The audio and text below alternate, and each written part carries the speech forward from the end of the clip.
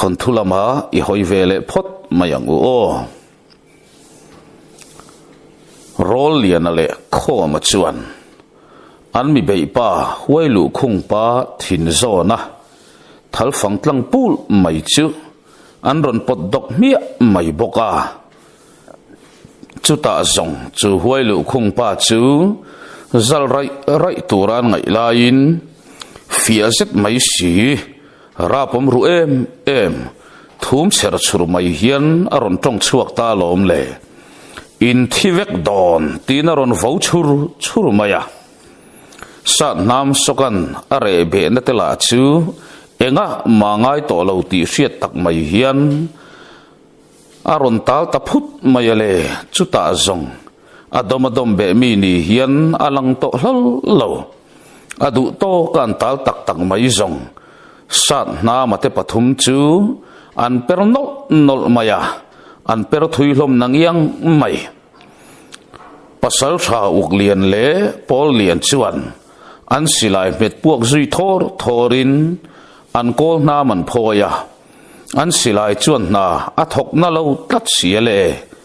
an huai sen na som khomin thian chan thi ngam lupuchung rana chu huai lu khung pa an bo zui le mia lain an ni pani poin an sat fu man bik tatlat lo an mi bei pa mi maksak em mai chu a chet da na ron in thak tatlat maya a thok thei ta moti mai tur hian pasal tharwal ho a tho chok ma sa piang mai chu a thal ta zoi mai le sat nam sokapo aleng zui le nola alu atau fu nge aniang chu atukumaron lung chuak ta pap mai renga chuta zong thin rim nai na ron bual tupa din chuale phat ba hian thin rim rol ring tak mai ron chua ta hem mai le pasal tha kol vela tharau a au ta hial mai pasal tha kol vela tharau a au zo rual chia chuan ama chumak tak mai hian a khong zui la maya a benga hian ri chiang em mai ron omin I thal khan thinga tak son kilbe tumrin ka bro le tin oron om tatlat mai chu vele a thalom nalama tlan ngalin a thalngul a chara a thal fang du tak mai phoi chuak ngalin a kuai kul ngal pop mai le uluk tak mayatin kual velin chu huai lu khung doi thiam putar pain khoma avai le lop ruala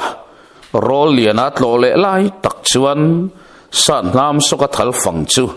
a thok chuak ri ta fur mai renga atumang nge in bung kunga tak mai akil zui ta chai mai le chu vele a thal pain rang lutuk tak mai hian atlan pheya bung kung nen akua nan ta top mai lom le rol lian ron thok chuak le uk lian ron che chuak chuin rol khota huai lu khung pa lubung chu ali zui top mai boka chu thilawanga thodeu huaya anin mel kwal lain lunei to lo chung si hian an mi bei maksak em mai chu natak mai hian ron ta le thei tatlat mai siale chu lubung to la churap thak tak mai hian ron khek tuara sa nam sokate tan lamla chet lak zui ngai na awang to in hlawa han tlan chiat zui na chi rual ani to bok si lo chu huai lu khung pa in na satak mai tal chunga sa ta te abeile don lai tak chuan sa na ma chuan uk le na kol nam chu banin chu an mi bei pa lung zona chuan an zai kak pop maya chuta zen rokin alung aron phor ta mia maya lom le chu huai lu khung pa alet zui top mai chu pol lian le kho ma chuan an ron sa ron ta tak lom le asa hian an sat som ne kher mai sa nam soka hoi chuakin lubung lo la khap fuk chu mela ti khan thing lera ka kha yang chenga du to kin them thiam siang na ta na kan mang nge yang che ke hian ka hlau therte leinem chele tia pan na in amit mu an kom sak le tok ta lom le chu ta zet zong chu lu bung chu ron tonga kan tlom chiang ani pasal tha sat nam sokale a thian te kan ngam lave min chua zale lul ro utin oron chua talom lom maya sa tala chuan amit mu chu alakom ngat mai boksia kho ma chuan hera matang hian tun ala la hian chuak ngal vangang cheu chuti ni lo zogin in buzola piang kan lu chua vekanga kan chuak thau don cheu tinan au thata sa ta dara chuan kho ma chuan an ben sak thak ta ka zong sa ta pon a tha fel ve ta nge a sa ta na tha fel rual chia chuan chu doi thiam putar nian ngai lu chu vir pe pa bung pui la chu na sa tak mai hian in soi luawa chu ti lai me chuan bung pui a bulatanga koronga tang chuan ani bagdum ni om tak lian pui mai hi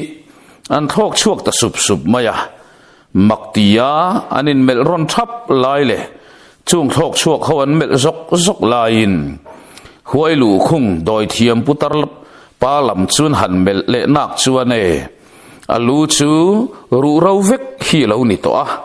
ati sa an chandar te jingami zong po ti sa puto lovin ru ro alo omnul to mai sa ta chuan khik sup pa hian a thiru ro der mai kati anti chuak luka ukliana chuan khatiang tur kha ni re ngani kha doi thiam putar kha kan mu lo na chin are to in kan hriat theidana phei chuan a thina ni aliam tamlu lai lutuk to e mai a eng tia khatianga ronin lar le ngot thei mai nge mo ni chule tin aron tui ni ve vat boka chuti lai tak chuan an kianga bung pui kung chu ari de sung tamayale an han mel he kholoma anna aron tril tan ti de maya makti taka thek vela an hoi boi lain pasal tha pol lian churing takhiana awa kan salenta tin azuang lam ta au mayele khomi pui te ron dak hlomin kongka an ron hong daka uklian le pol liana an mutel tlat to mai boxi nen tle main la huai sen fal de hlek ho te ron pen chuakin mei cher an ron lek chu maya bung kung ro tan me chon bel chiang ta lom le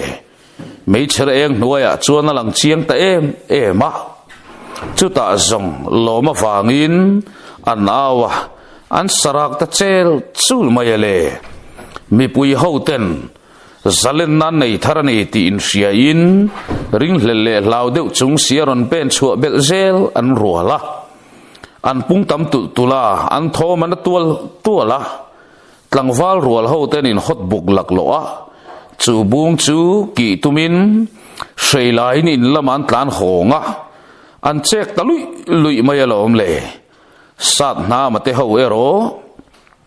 mei cher eng nuaya an hanin en chiang vel chu an taksa te chu lo duk na salomin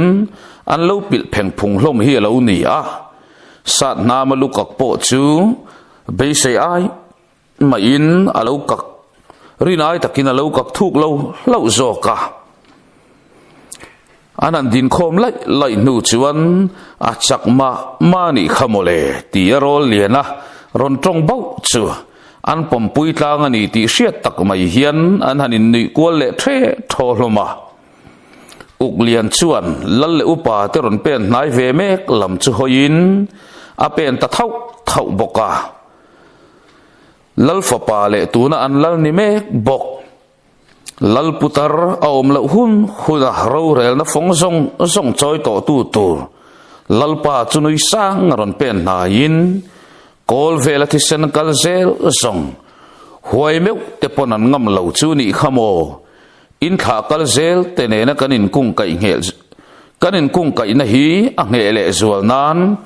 ro man na ka siam nge angaya tin in chunga hian lom na na sa tak kan ne ya kan lom na kan lan tir the na sang ber mu tir chewa ton tir chew kan bu bokani tin uklian le pol lianan mel kalral maya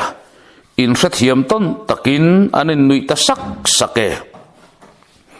sat na mate ho po lalte ne na ding ho ve talinan han ri ho lai laya karlava ho rui thomaron chuak ta phut mai chu eng dang wang ni lavin an bung pui ki tumme chu on tarua mai hi lo ni a mei puyan chep lua to mai bok si nen mi pui ho dur kara chu bung kung chu atluri ta suau maya zalen na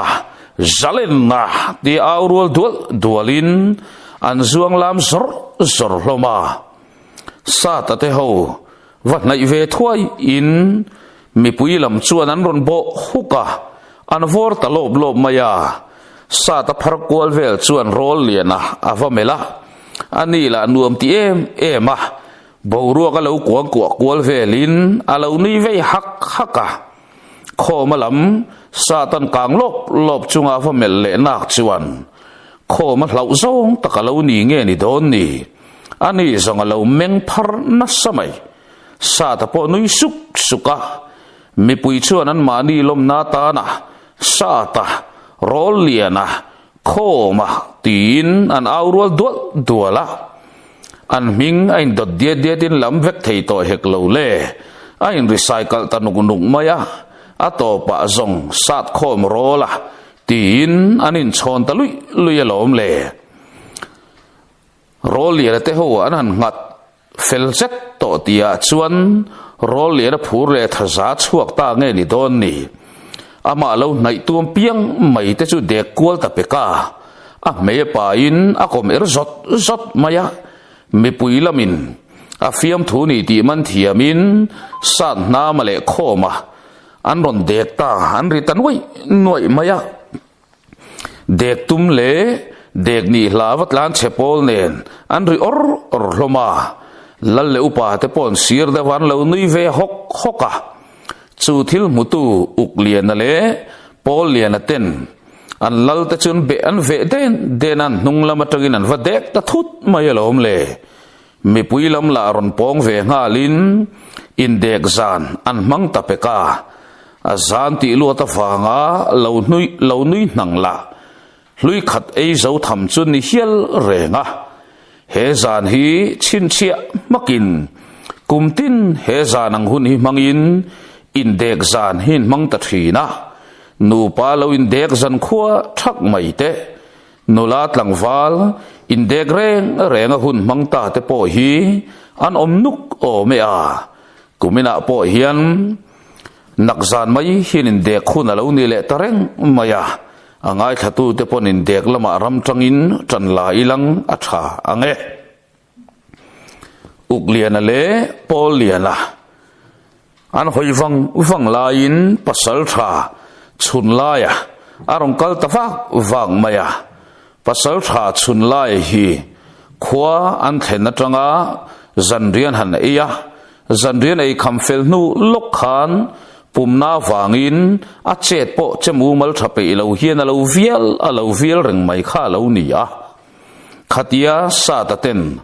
huai anan ne rual chia khan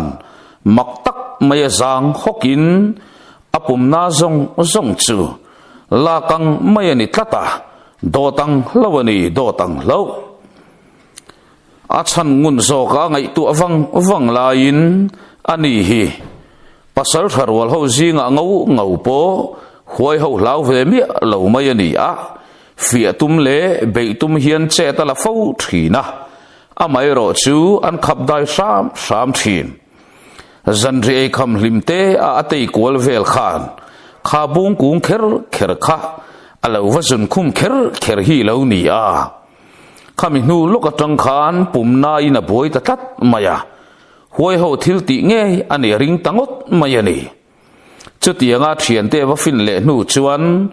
ปัสสาวะอุกเลียนแต่อินลำปันชวนอันนี้สุยตะชามาอุกเลียนแต่รู้นันตีเวมสัตนามาเอโรอดานไงเตยินกิลขตาไฟเบลปักตุลาสอยตัวเรเวเลทอดตอลเวทุดมวนอขวนหุ่นอมเวละชวนเลปัสสาวะอุกเลียนเตลูกาจูเป็นรีนรนลัวตะขับมายากงขาราชวนนุถอยสมรัวเฟลเซตโอมังฮีอันรนลินซุยลูตะทัดไม่ปัสสาวะเตจูอันเล่าอินไปขัดตองชูโมตีนอนรนในตมายาสานน้ำเตหวันคอยหายนัชไม่จุตาจงปัสสาวะอุกเลียนชวนกะลูหิลโลกดูเลี้ยมเหล่าเจ้านี่ค่ะกันขตานทิลเราปุยตักมินติสกาเฮียนกันลัลปายนาอโลกัมโทษต่อเจ้าวังคานลมทุสอยนะหุนกันลลินอรัวมันสักโดนเจ้านิเบร์ไม่ทิลเปกเลเราลูละมันอิลวาเฮทิลโรฮิจูอินนำเปรเทยละวังปัสสาวะกันไม่เชี่ยเตค่ะตัวนัตานะชวนซุยพดไม่เตอูโอตีนอุกเลียนเตหูจุนนุยตะสร้างมายาไม่เชอมเนมลักะกัดล้านเลยลงอันดูเจนจุมินช่วยชินเสลาตียารอเลียนจวนดินชวนรัวพัดมายานุยสู้งินจุงถอยเมลทารวลหูจูอันเมลตาลมเลยอันนี้เรียงละตะกาอันนุถอยเมลทาอันทันชัวงัดมายันนี่จุงนุถอยเมลทานทันชัวปฐุมตะชวนรอเลียนจุนรอนกายตะจัดมายาจุดอย่างอินขอมันรอนกายเละจัดบกะสัตน้ำสกปรกอันนุ่งเบระอักลนุยเวตสุนะอันไก่นางอังอักลเวเซลินขวาอันกัลเปลตุยคูรละมันปันปุยตะทัดมายาไม่เชรัวเลนอุลุกเอ็มไม่นั้นบัวตาลมเล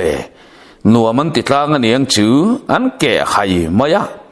อาตีร์ชวนมักตีในตัวมับปะอาไม่รอจูอันมานี่บัวตุหูอันหันทีระอันอ้วงบกสีเหลวอันตีสุยเซลตากาเลนบัวป้าอันเฟียมถูจังชวนทิลมันเทียมตัวอินกันรู้น่าโศกรมกายไม่ตัดเจตีอันเฟียมนัตติลาจูอันนี้หูชวนทุตักเรียฟอันเฟียตฟางอินโจเจนันจากตั้งอันยังจูรอเลียนชวนงอยลกเตียวตียบานพารินที่ลมเสียจดตะโทษมายาจุงก็ถอยเมลทารวลเต้นอัศานนันเปกชวนอติหอยหายเล่สัตนามาชวนอาเทียนเตปนิจูเมลินอันนี้ปนิละชวนร้อนมิดเมงเฮียนันเลวเมเลียดบกสีเนนอาโตปะจงอาเรียมวักโดนเหลวตบชัวอันนำกัลพุงเลมินดูสักมินติสักนูเอ็งอายเงกันหันตลานเชียดด้วยอย่างเล่ตีนันุยตะสุกมายาไม่เช่าโปพูรจวลสวินสัตนามาละอากุตะเลยตุลไม่เล่งาละนุยอาร์จุงากีร์เลอินลัลมัวลำอันปันดิงตันลขานี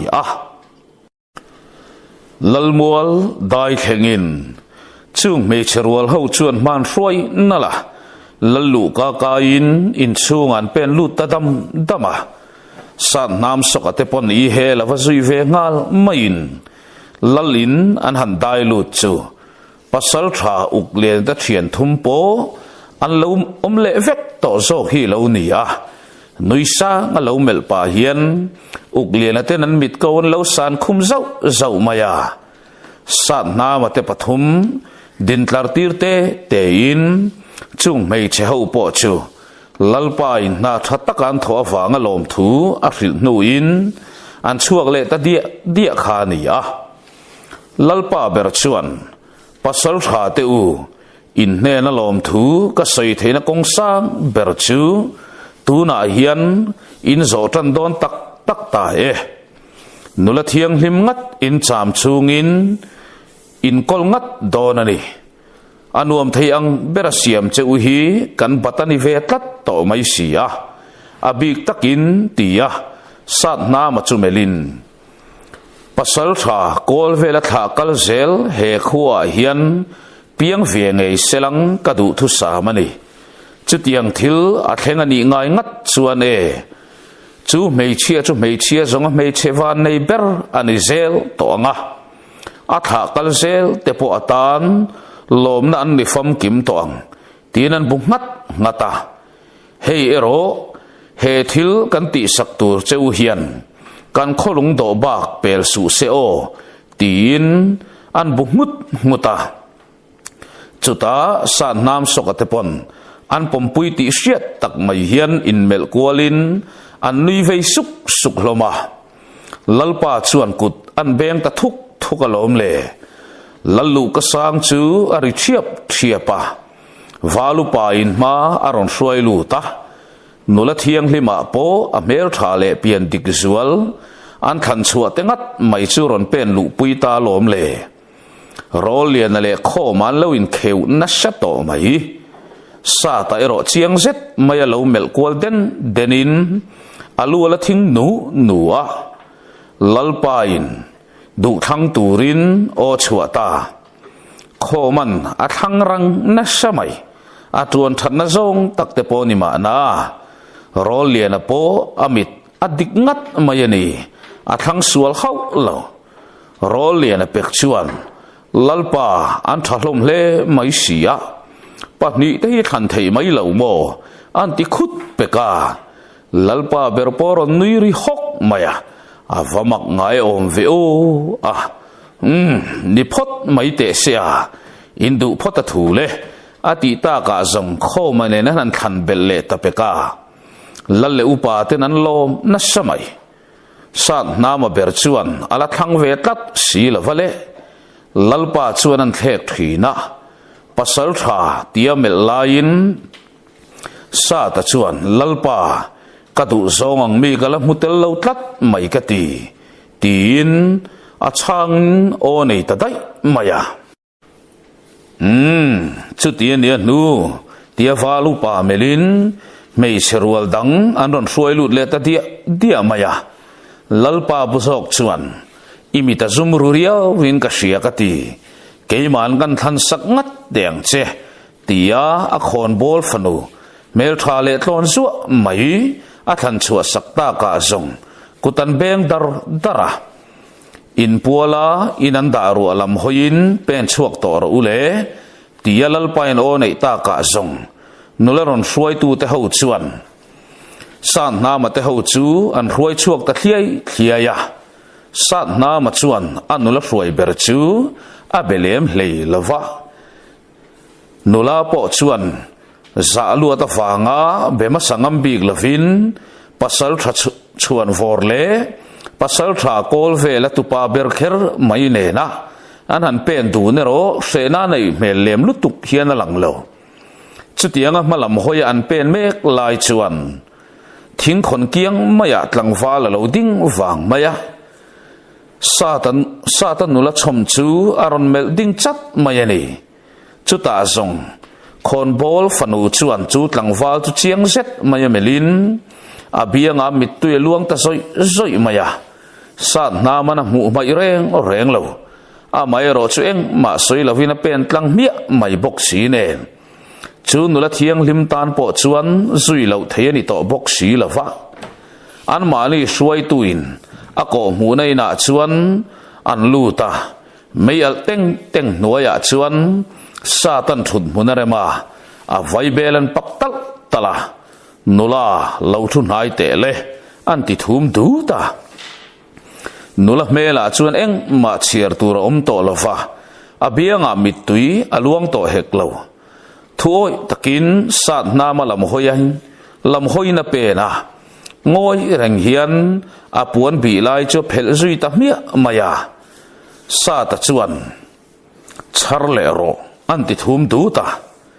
nichina tlangwal kha i enge ani tin azota chú gió nó chuan nula mel mai chú ti dang lam veka lao thong ti siết tak mai hian a hoi zak zaka khur ta dar mai pasal tha ka engma ni la ve thei hil dai ro khong a in min mut puila eng ma khat langwal chung chang ka chu soi chuak su o a thi nge yang a thi sa ane mai ka mangai ani kha ti nei su ta hlapa sa ta chu na thek vunga idu om ve ter tur bok matin ni tia banin akut bor chun her kwal thuaka tok ro se ka thuang tlatin omang che o trong ve mi asuang che ti supin adak chuaka mei chia chu apuan ba tir le in an mani en kol tura lo ding kot kai lama ommek mei che pathum chuan aw lunga karil ru ka thak tlat mai pasal thatha kal zel tur pai tlak ni in ka mulo kadu ka than la ni hek lo ani hi soi hong le phot mai te u ama hian du viau te bok ma selang e kadu zong ni lavani atibul muka chung mei che ho chu lau thogin an ron nai thuaya pasal tha kan lal alung oi ho lavang i chunga nilavin kha nula khan athi pha nge yang tinen sai ta dar mai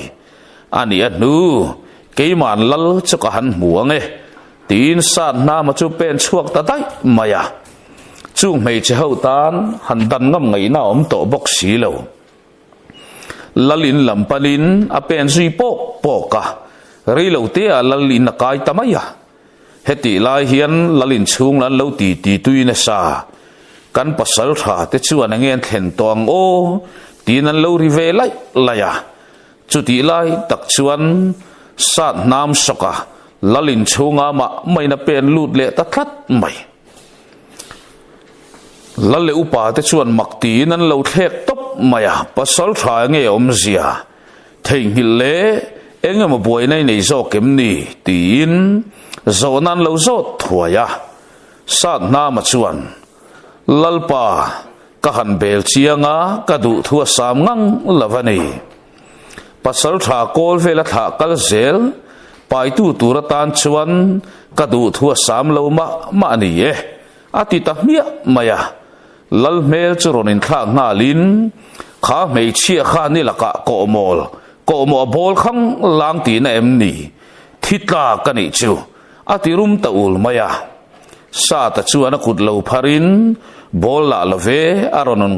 aronin hong hiawe amai ro chu kamamo lo chi mei chia ni tlat mai tin mei chia chu tran ta tlat maya ka du thu samani miau lo wangin an in lama katir hong le tamayani kha ka du thu samber ero arem mel si lo nen in poi sei theina ani dona wangin kalau ol mayange ka thiana te pani zongan lungoi mel khop mai tin an nui de huka lalin chung chu re thua pa lalpa ber chu ngoi vunga kan nula nei that ber ten ni ve boka sin mole pasal tha midang imit la zong de uten om ti na em ni he khwa mei chasi nga hian pomlai nei an ni lo phot chuane itan an rem em vekani ati ta ka zong ani anu chutianga pomlai nei lo zong hiup don si chuan le kha ka vai bel hi min chuan kai sak ta chemo kaleng tin khum tin lal fanulam hoin na vai bel lek tawa maya lalin chung churi ta hak mai chu chuan thilom zia a hril chiang in lal fanu chu athang felani ti chiang ta chu thil chuan lal ati thin riman hlau thon mek lain lalpa ber mai chu akutoron beng ta thuk mayale kadu thu sam zok chu ani hi nia sin lalpa ipoi soina ni lo mo tia sa na man lo zo le na chu lalpa ber chuan nui hok chunga changin kha zong kapoi ti hau lo mai ka ti nula mel tharwal zinga ma ni fanu te han din tir ve em kha moi si lavani tia a fanu mel lain lal fanu la chun hre mel mangalo pureng reng lava alo veiruk em pasal tha lusei pasal tha zinga po amit lanal mai tu ina ron thang chat mai chu lo ma wangin a sen ru tan trana phurlu ta wangin a thana salo chau zok chu ni kaleng tin khu mi ni hi tia sa ta nui fiam thu ve huk chu an lo mang reng phian mai le ngal chu ta zong vai bel paktal tal chungin lal fanu chu sa na man anin chunga teinen chom chuak ta lom le lal fanu u zok chu na thek zui wanga than zok an ni lo chu poyati mel riau thung leng honar akhwan thiai lain lal fanu nen ngei mai chuan le an pola in an daru salam hoin an pe na chuin chunga chuan an pen lut felve ta than mai kho male rol lian ero rol an ron chua to reng lo lal fanu chuan thongai chang wang in sat nama amel wanga sate mei kha al eng ma lo mo tin mei an thel mit dun ta thuaya zan lai a rol lian a ron kuk ta rui peka kho manan lo chon ve kher chu sat nama po anui khur duta zing khua avar felta sat nama te pani reng in tho man la chua ve lo a veng tu ti lang an mamo engkim lam sak tu turte an hoi to maya tuk thonai hun om ve la chuan sa ta chuan kongka ron nor hong ve zawin tuk thon bar tur chu ron da mai ru o tin anui suna leika puilama zun raman thiar dun thuaya tuk thon te barin an rele mak to a zan ria chon bar vele topa atuk ni a her chua le a nielan felta ka zong kong khar te pa ngai takin an ron hong ve a mei an nun ve ta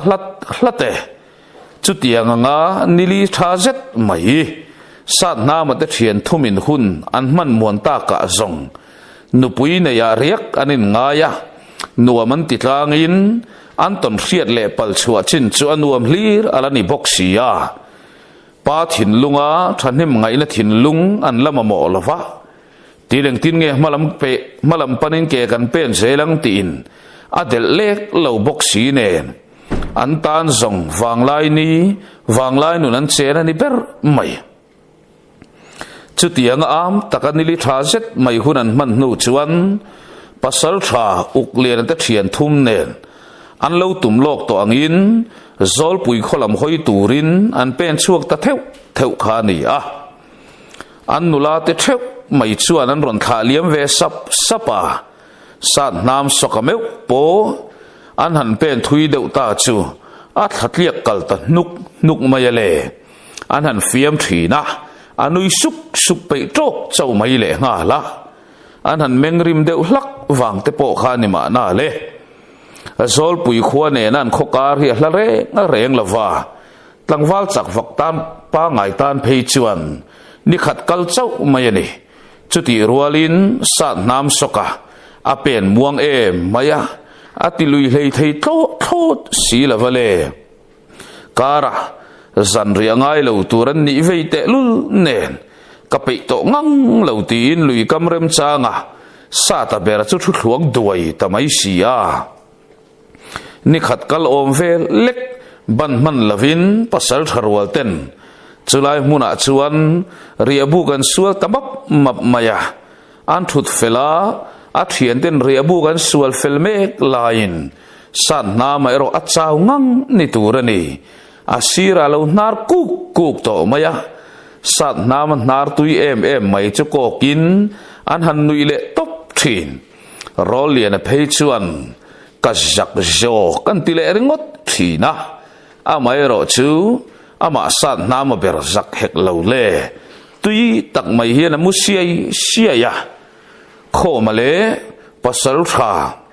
chun lai te silai ne na inak chuakin zanria me tu sathar lam izong teang tin an pen chuak ta vok khani a rol lian apon helam chuka chanani tin mayanun ta khata nakin dawa chuan cho chuang fela a cha chuan te amin khata tia an pi hla deuh hlek rala chuan silai apuak thang toy ta tak maya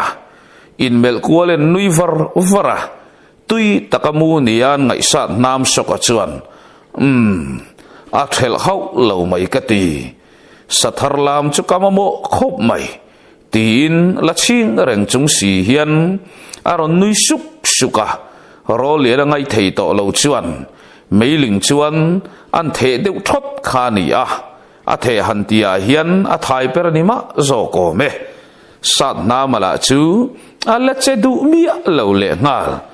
vun cha pa tia wa thui tok pa ka zong sa ta poron thu chuak nui vura manglama kan chun zom chu le ala ron ti ham mai nia mo le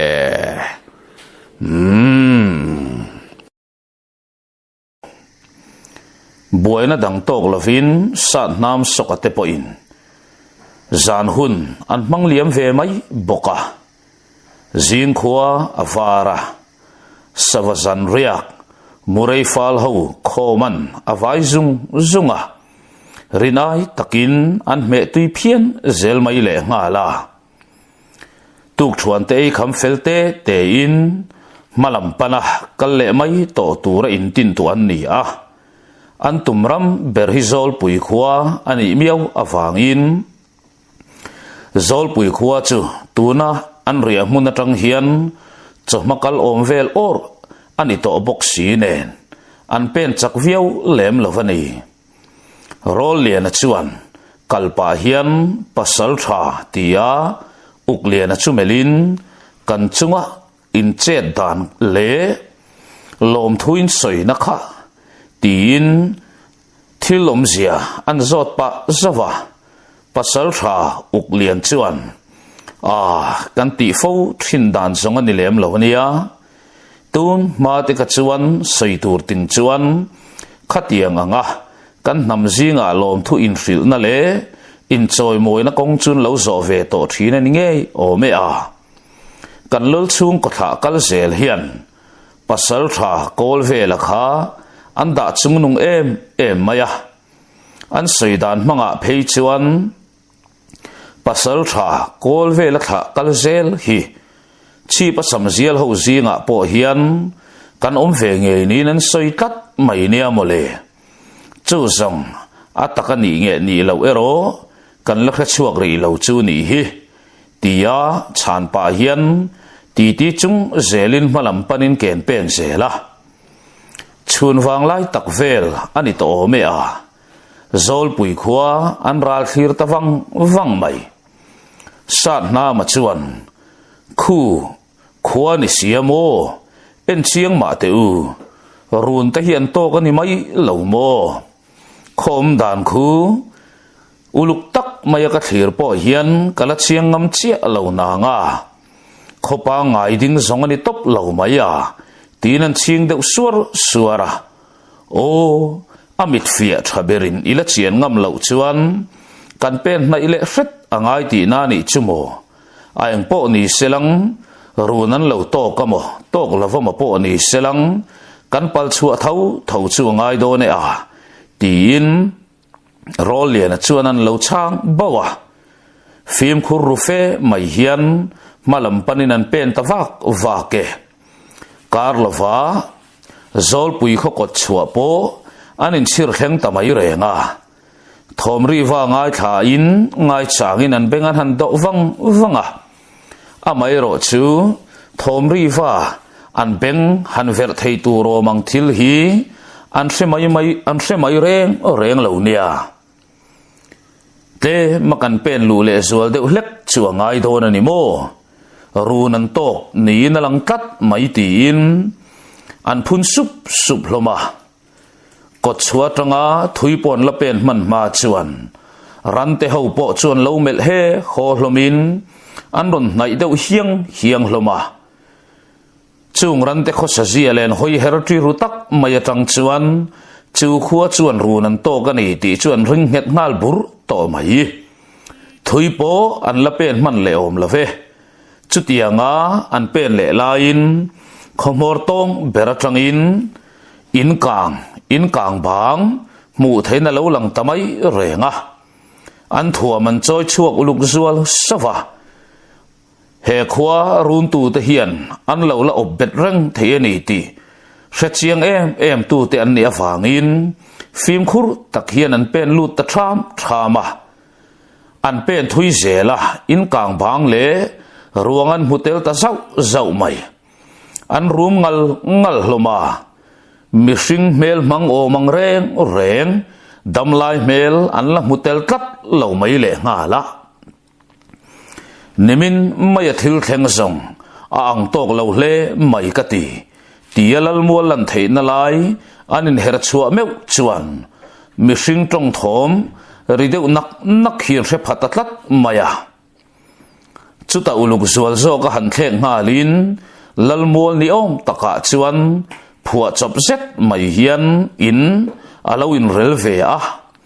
in rel lian fe mai hi lo oma le ringin in an lo rel ve mop mai ani zol pui khuwa ma ani nun hluta ral lawat lan cheta mi som ni som thum om bor vel te chau mai chuan khuwa chu lo uap ve in tritak mai hian khuan lo lu ta chama hun chunga khan an thei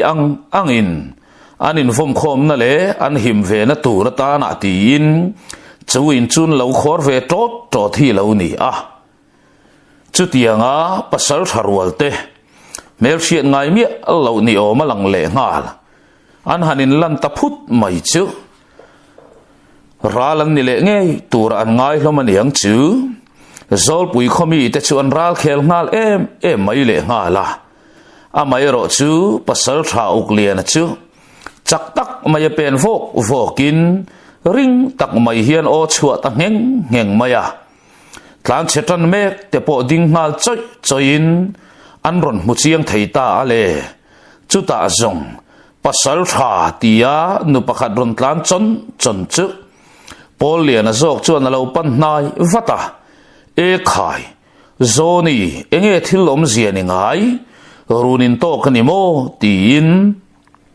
lau thong lo tur chuan a thamuan zui pa mola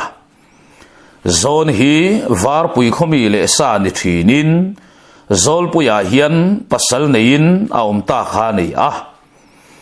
tuna zong zoni lung chezual po are felta neyang chu pasal tha uk le na ten thil thlen dan an zo angin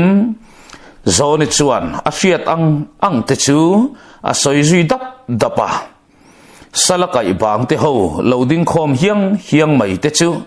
pan nai pa zelin thilom zia an ron soi zui ve sap boka ni tha aliam ta o me kan zan mu tui lai tak reng khowal rual ten min ron lu chil thut maya kan boina bulpo an lal fa pain kan lal fanu ber mai hi ninang kan lal nu ber kan lal pa lakata ne chua tum tat mai kha ni a chu thila wang chuan lal fa pa tela kan pasal tha ten an chuak ta dora chumi huna tang chuan khadet voi khataliam hial to me a keini pon che don la to lo tura ngain kan pasal tha ten in tha da leka chu hun chun lo chang ngat ni tur ni kan khot lang wal rual ho te anin tha da lai takin kan che sual tatat mayani zana kan mutui lai takin min ron lu khuk thut maya min ron lu chil tu te che dan la chu anasain an rova em mai le ngal tu na zong heti mai hi kan ni ta ni hi in ruang ron mu te pa ka khachuan tle ma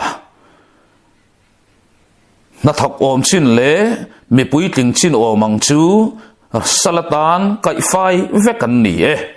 kan lal chung kwa meu pon kai tel vek tanu ta chuani khamo kan pasal tha ten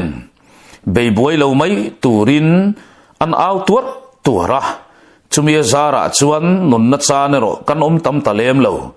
kan pasal tha ten khatianga tlo mai na cha ngan hria kha khomi pui tam zok kan him pha ta zok chu ni himo miruang tela khu an rim chetan me to le nga la kan pha kang to ka in phung fel dan kong kan lo rel ve me kan itin thilom zia chun han soi sapa ti chuan ka soi to ta kang khan sala kai ve kan ni a ke ni ho ero chu tu kin lam khan kan chuak khom ngam le chau chu ni himo tin an mit tui a far fop hlomani atak taka chuan pa upato lam pa ni le mei chia le nau pang an ni de or mai le nga la narum han thok thei tur le miruang han phum tur po in patling pahnia po pa upato lam ngot mai an ni sia an mabak chu akau bar hle mai ani pasal tha uklian chu arum ngala khua le khua chu in runa dolak a ngai ye a mai ro chu khua em in hal sak fo mai hi chu o lo thei lo to pa lo chuan ti lo sam tu ra sin le engpo chu ni se lungai lo ula in mi te chu kan suai kir le emang chu pasal tha uklian thu tiam ani ye tin an mel kwal dena pasal tha uklian zong zol pui ho hian tunge an yan chiang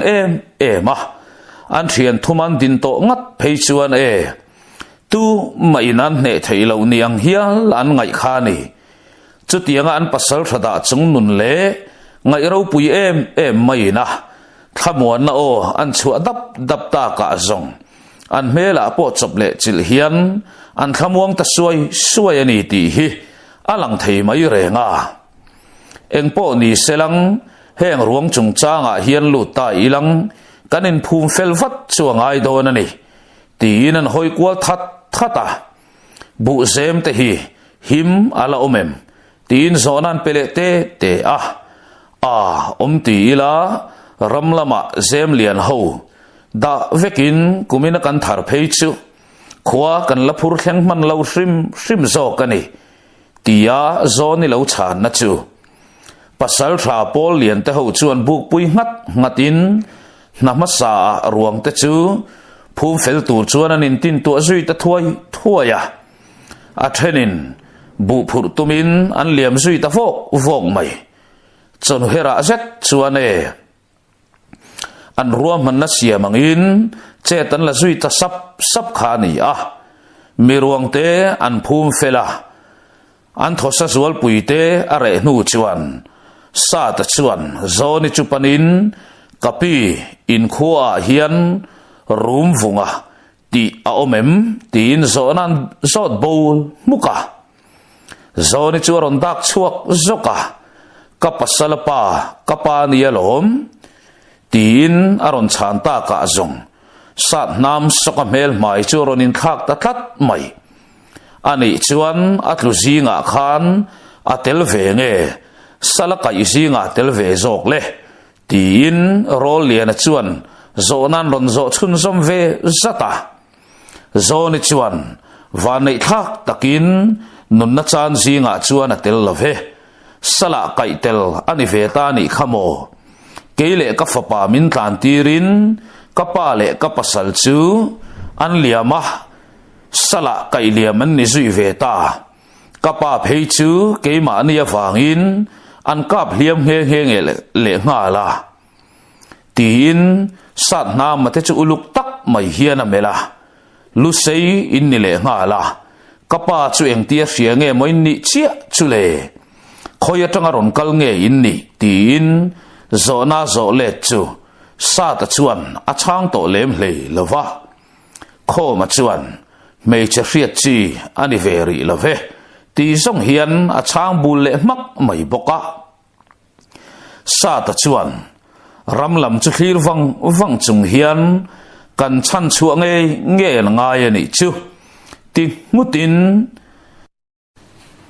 tuna zong miruang an phum fela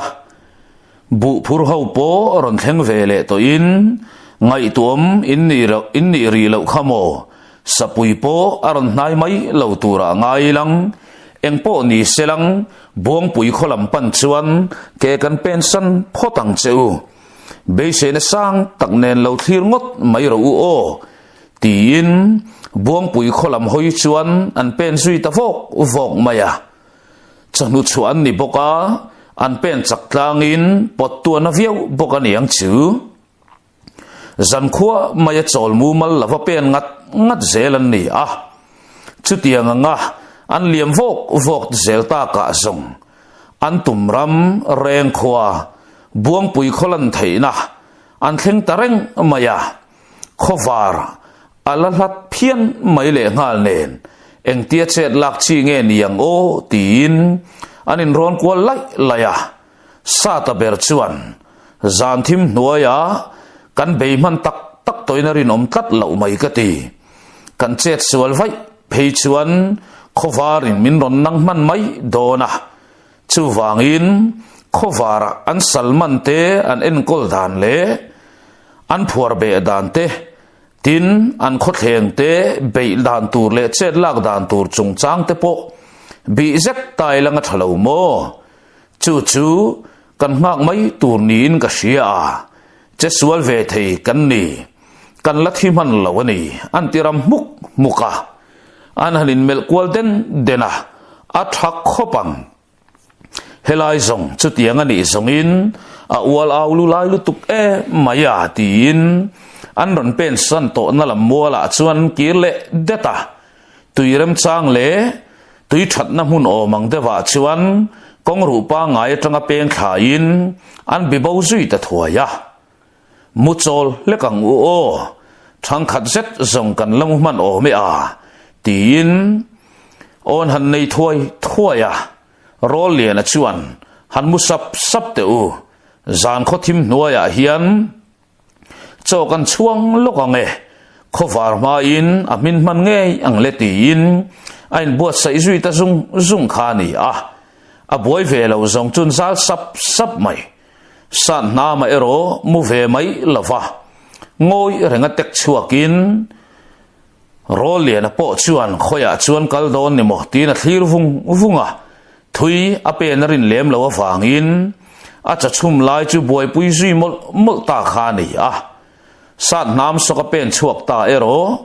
buang pui khuwa chu ama mai na pan ta vok khani kong ru pa ngai khen china phei chuan atlani ni atlan to ni kar lawa buang pui khokot chua chu in chir thengin kho chunga pen lut ngal mop maya athim lai zel chu in kho chung chu fang theu mai ui lo ngur char thom te chuan san nama ke pen chu ti boi reng lova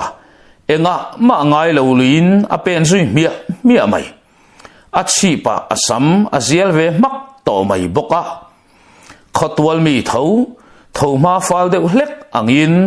ngam patak ang hian langa a pen mia mai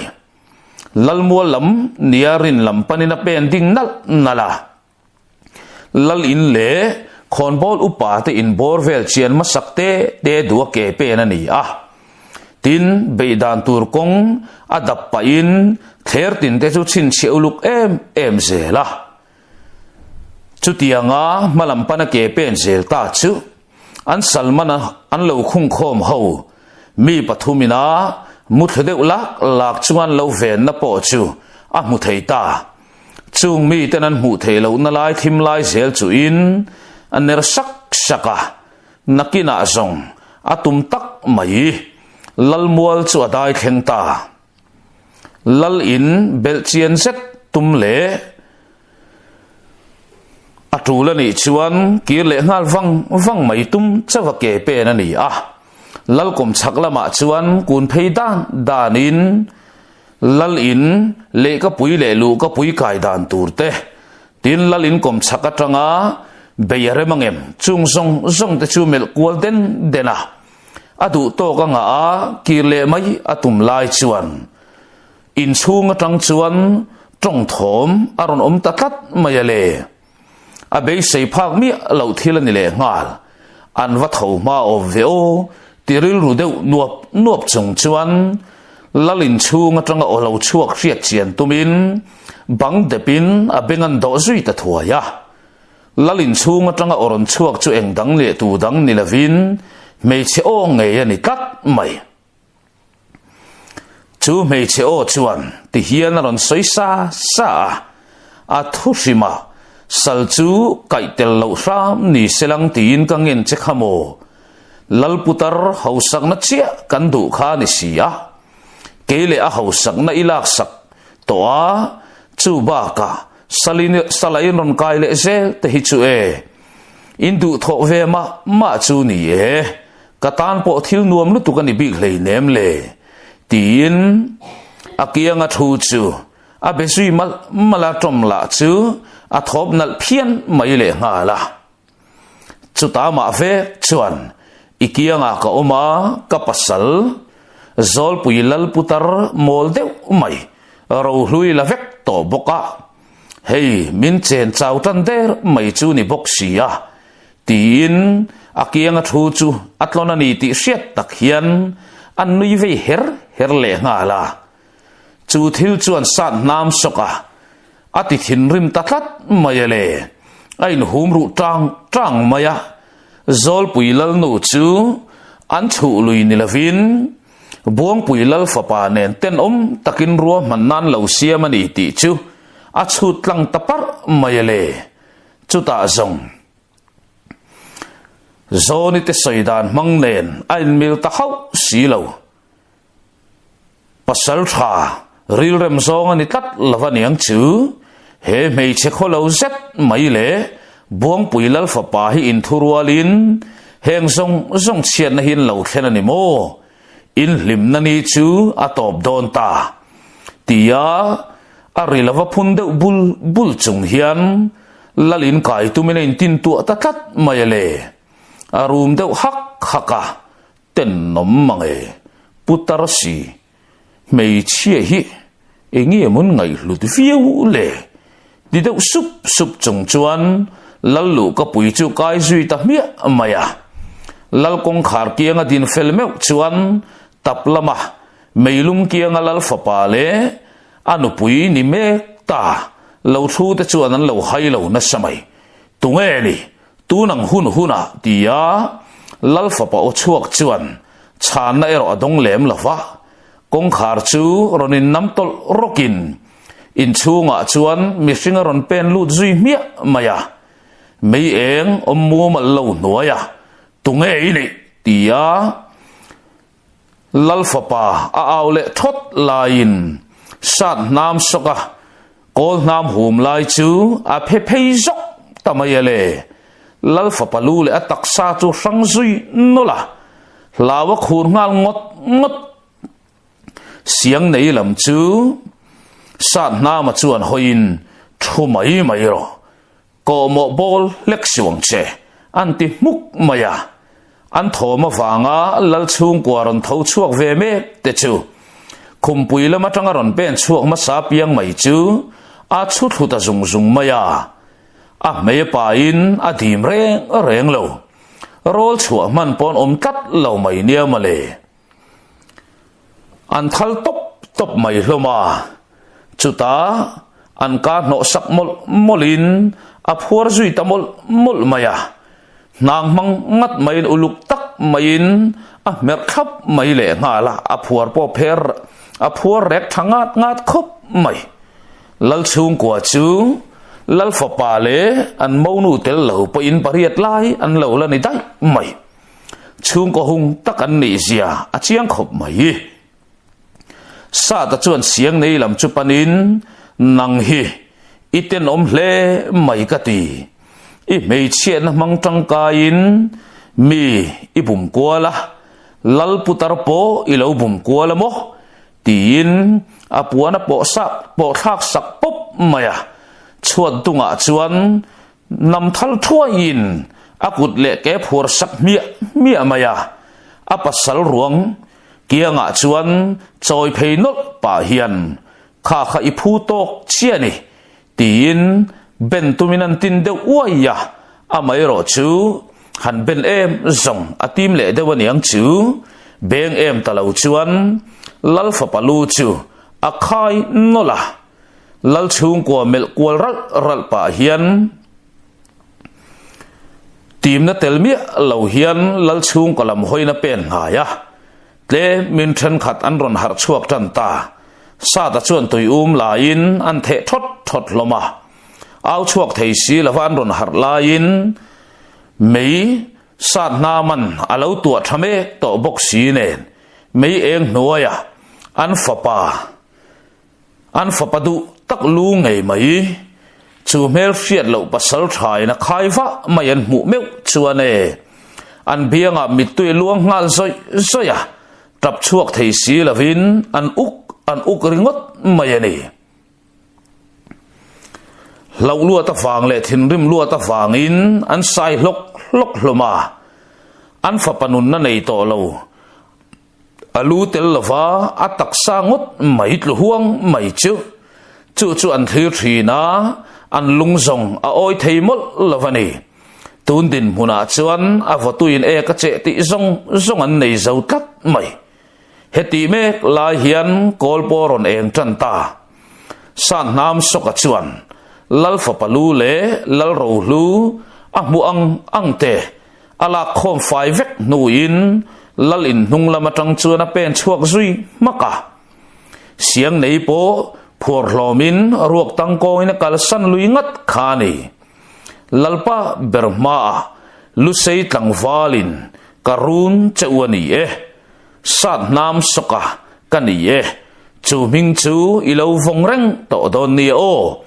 itan mang chiang kaniyang tin ani na aming dik tak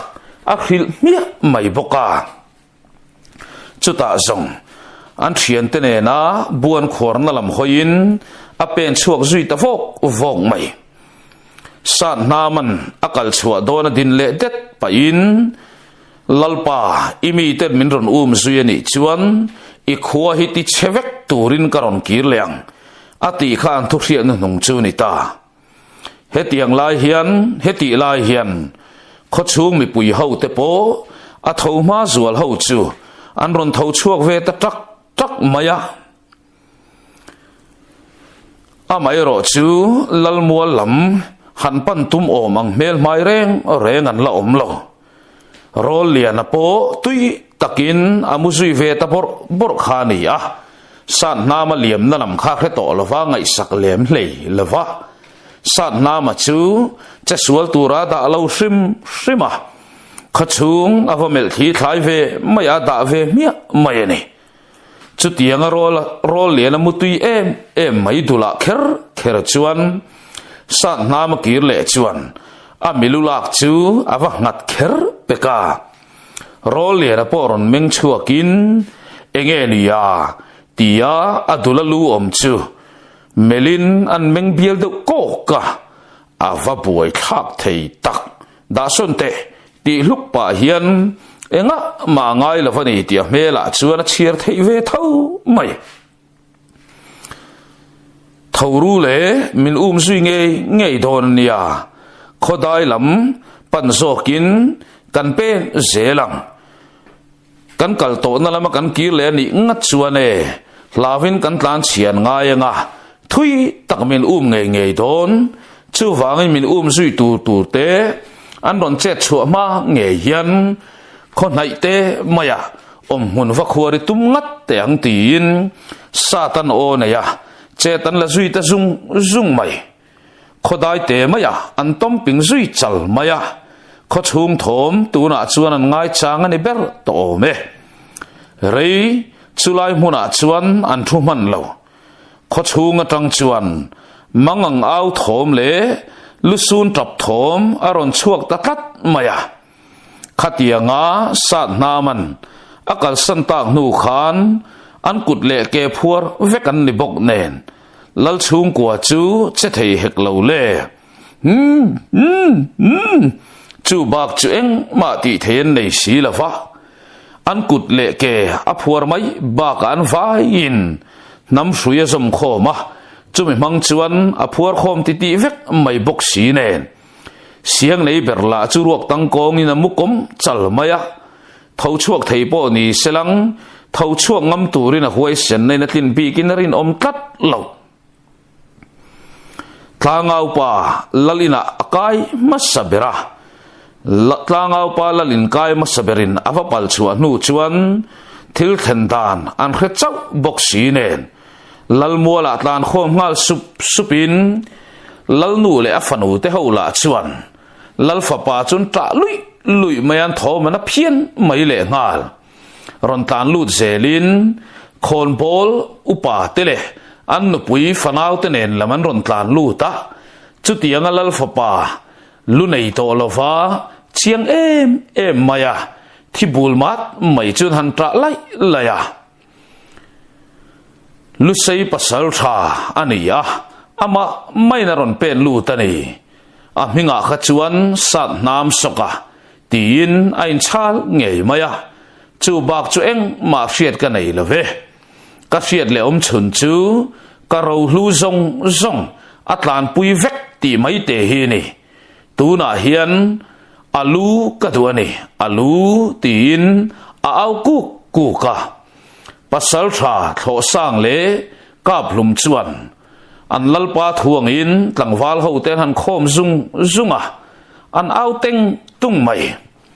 va beng cheng hlom mai o tia khoma khum phun bal thom ron chonin sat nam soka aron nar takuk pekalom le pasal tha uk lian te thian thum chuan rang tak maya melin sat nama tui em maya lo mu hil dai to mai chu mak an ti tlang em pasal tha uk lian chuan thisen vot lutuk mishing ti deuh supin an mutlana ama maya lal in vakaya an role lal fapalu valamai tu pasal tha sat nam soka chun mel thina eng ma ti nei lo ang mai na mutui le em to si an mel ma atan zong an ot lo hul hwal ani pasal tha tho sang chuan maron hruai vakin sa ta liam na lam ni an ko lama chuan an liam zui ta supa san na ma te ho ero an biruk na mun chu an pal chuak mai don lavani ti sien an tha muang phian mai le nga la pasal tha tho sang te ho po malam pana pe zelin sa ta nu ma po chue nuam par khop mai nakin dewa chuan an mei chem na le an chol na mun chu an va pal chuak ta ngei renga lom le an hoivel that thina chung lai vela ke niak tam em mai chun bi thin pakhat mai zonga nilo tat mai tin an pen kwal thuak maya lal ina kai la kha pakhat te mai ani adu ala akal bole mak mai boksi min bum na ta na tin niak tam takada po ni the tin pasal thadang ten on ron nei zui boksi pasal tha tho sang meu po hoi hai na sa to in nu athupan nge yang kan chui chuak tu na ni tin ma hruaya beidon nan tal po choma tha tal chu chui ge ngei tum na ril ru puchunga pen an ni angin choma tha don tho chu sa na ma nu zong reng in an pen vok mai nin sem dar sung kha ni amai ro chu chun cho fa khunani mewa po mason na an nei reng lo beidongin an kirle ta thiai kha ni heti la hian lalfa pa lu nei lo po an lo phum fel ve chia to boka an salman hote ven chungin bu phurtir tuminan in chom chuak ta nak kha ni sa ta te ho pon thir liam topin biak fal thei an zona ngai khop mai ni ti chuan chiang tlang khop mai amai ro chu uluk taka fen ni miau mai si an tan hun tha mu chu a be se om viau lo thung nakina chuan sa ta te ho po anom hun nga ya chuan am tangat ngat khani a kho chung le an chen mangvel te thlir liam ve zung in chun la ya lal putar ne lam an sal man me ten ron kai chuak ta chu an thlir liam top mai khani sa ta po chan her de wa chuan tui em amu churon har hlol maya chote bar le te in nakin loka chuan sa ta chu abaule dai to a chan her anita mau fe engemazat nen hian aron kir le a zana an salman te kan chua zalen huna heng ral thuam hin mamo don tatani tin khuwa hi kan hal ve bokang in noina atheng nge dona chu thilawang chuan mitin kan film khurangai dona ni thilo turin nang ni po film khurang cheu keizong kathiri don hlek lavania tin olsam takhian o chhuale maya ti thei om hek lo le mule lek mayang umyang tin hanin mel kwala chu in thurwal taka kan som thei berani don chua tin anom huna chuan thingdai lim nuaya an muzal zui le ta sap khani a chulam muala chuan tu man ring hlel anom lavaniang tu man ron pen reng lo le ngal pasal tharwal ti taka amuthil lampo tu man an har satlem lavaniang chu tui tak mai hian an mungal siai loma nakin dawa chuan an ron har suak zui vele sap mai boka har san na tok lavin ni chuan mangliam ve mai ni atla fel o rang tia chuan kho chung chun hanzir chiang le ngal ngial mai boka buang pui kho ho chuan chet lak vak ngai na an hrelo nge ni don ni ti thei nei si lavin pasal tharwal po chak deu mai hian anin pel fuangot mai chu ni a pasal tha sa nam sokat nu chui tu tela kha beidongin an kirle tol mai bok si nen chuan an lal thin ur hi ti zual em maya afapa achan mai pialama aro lua po du berle a thaber berte satan a chua sak dai mai si a chuan a thin ri ma ti zualin chapau na lo nei ve thin na zong le ro puyein ti ve na te zan khat thil thuwa mi pakhat main Allah fai sak vek ti der mai bok si ne a an po che to in akianga nai piang mai chu an che pui hian an khum boy to a pasal tharwal ho le a khon bol ron kai me te chumel kwalin lu sei khuwa kai ula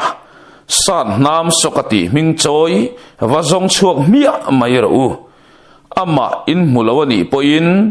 a chen na wang khuwa a ve che kang chu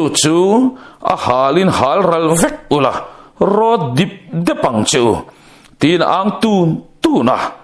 chu ba kong kan nei lo re ngani tin pasal thale walu pa te pon an lallu sun ro lu chan boxi chu chan na pe in lalpa naktu gi in bua sai nan kan manganga naktipa kan chuak zui ngal mayang imi hring du lu chui ma nge kan ron da nge yang ti kan tia ma che tin an trong tiam ta chata chuta meu zong buang pui lalpa mel mai po tle ma hu nuam vele deuh hlek to in pasal tha ho te chu mel kwala ka thin rim luata ka tong ka lo sum lo ma ni chuan min hret hiam te u ka fa pathi na hi kalana maya kalaya na in kalal in chunga nge mai pasal tha pakhat main min ron lu chil ngamani chuan nang ni po ke ni po kanin en fi ave chu ngai shrimani tantlan thar kan mamo ani va lo tling mol te u mamo le duin nei ni chuan eng ma soi shelo ulang sa nam sokalu chu katuani ka tu ani tin a au sui tua ra hanan record chop noka a phoi loi dewani po in phoi loi la ve in lo ti don dia